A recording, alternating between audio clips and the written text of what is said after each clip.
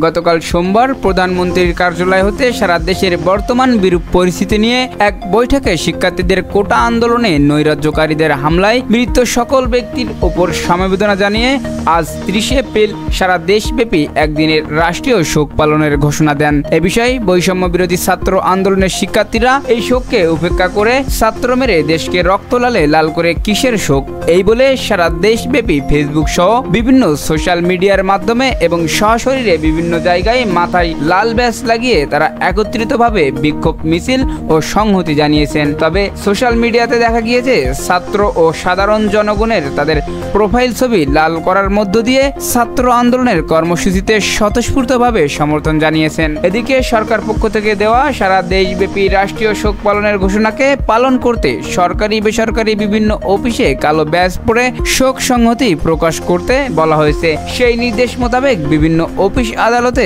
পালিত হচ্ছে শোক সংহতি। সালাউদ্দিন, প্রহর 24।